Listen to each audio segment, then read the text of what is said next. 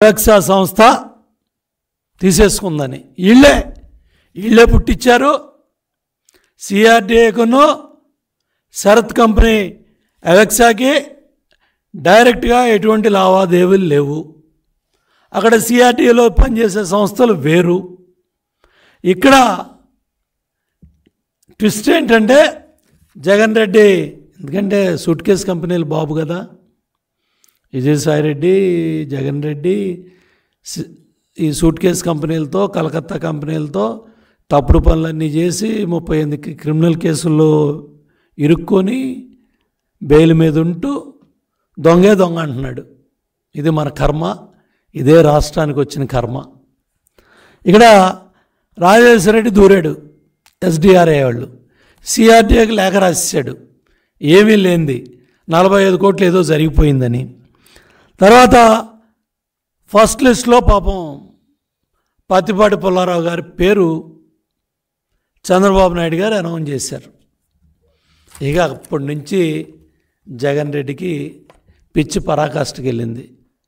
నేను ఇంత బెదిరించాను, నేను నోటీసులు ఇచ్చాను, సిఆర్డీఏకి ఉత్తరాలు రాశాను, ఆల్రెడీ నారాయణ సంస్థల మీద ఫిబ్రవరి నుంచి మొదటి వారం నుంచి దాడులు చేస్తున్నాను.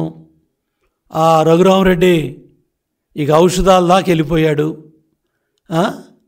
వెళ్ళిపోయి నెల రోజులుగా నారాయణ సంస్థల మీద ఆ హాస్పిటల్స్లో పనిచేసే డాక్టర్లు, చదువు చెప్పే లెక్చరర్సు, ఆ సంస్థల్లో పనిచేస్తున్న ఉద్యోగుల్ని ఎంత ఘోరంగా మహిళలని కానీ, పెద్దవాళ్ళని కానీ, లేకపోతే పిల్లలకు పాఠాలు చెప్పేవాళ్ళని కానీ, లేకపోతే ఒక సంస్థలో గౌరవప్రదంగా ఉద్యోగాలు చేస్తున్నాం అనేది కూడా లేకుండా ఆ ఎస్పీ నెల్లూరు జగన్ రెడ్డి తొత్తులాగా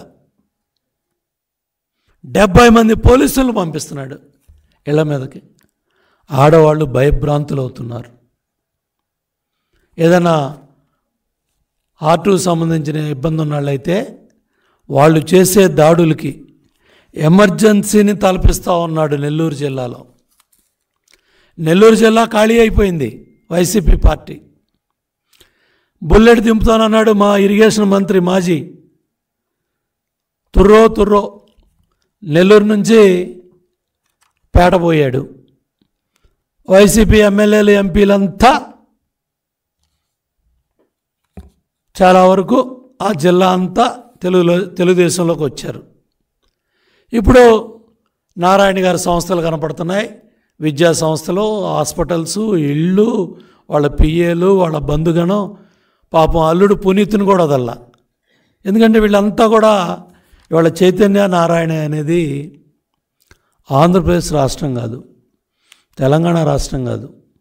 ప్రతి ఇంట్లో ఈ 9 కోట్ల తెలుగు వాళ్ళు ఎవరైతే ఉన్నారో ఆంధ్ర తెలంగాణలో, ప్రతి కుటుంబం నుంచి కూడా ఒక ఆడపిల్లో, ఒక బాబు ఆ సంస్థల్లోనో, ఆ స్కూల్స్లోనో ఎల్కేజీయో, యూకేజీయో, 10th క్లాసో, 9th క్లాసో, ఇంటర్మీడియటో, ప్రతి ఒక్కళ్ళు కూడా ఈ సంస్థల్లో చదువుకున్నారు.